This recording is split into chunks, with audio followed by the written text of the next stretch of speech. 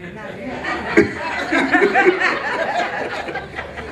right, moving on. Our next guest, school days. From Cass Tech all the way from the University of Michigan, we have Sherry Andrew. I'm not really worried about following Sydney because I want to keep my invitation to Florida. Sydney, she ain't going, okay? When Deborah asked me to speak about school days, I thought about a list of things that I knew Janet wouldn't want me to tell. All right. And so I decided to tell you this. Janet and I met in 1974 at Cass Tech as 10th graders, and we were both in the home ec department. We shared a few wonderful teachers. Miss Douglas, the sewing teacher who taught us how to sew, Miss Gardner, the cooking teacher, Miss Shea, the interior design teacher, was zany, but she knew her stuff. The one thing Janet and I never talked about when we became seniors was which colleges we wanted to go to.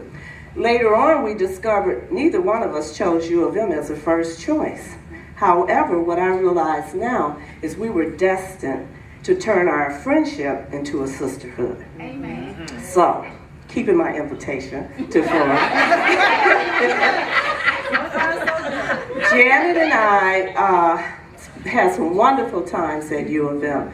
While we were there was Kathy and Michelle, bread and butter. There was Janice, who we affectionately called JB. There was Deb, who was the sweetheart in the group.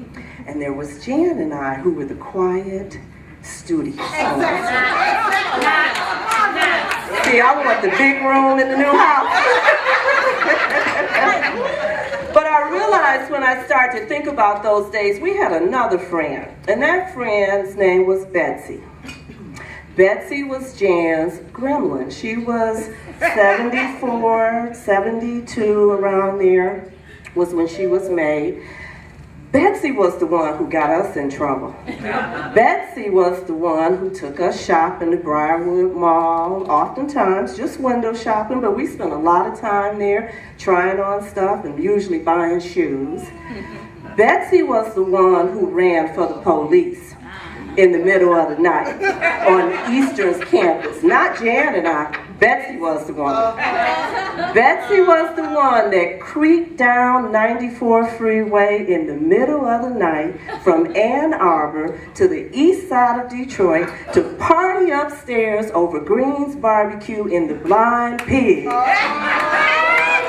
And since Betsy was tired, we didn't leave until the sun came up.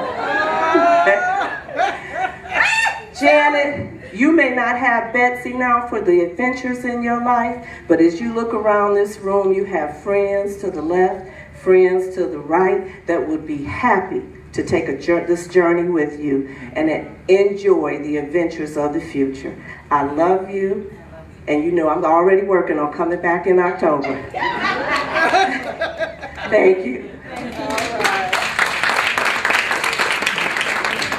Thank you, Sherry.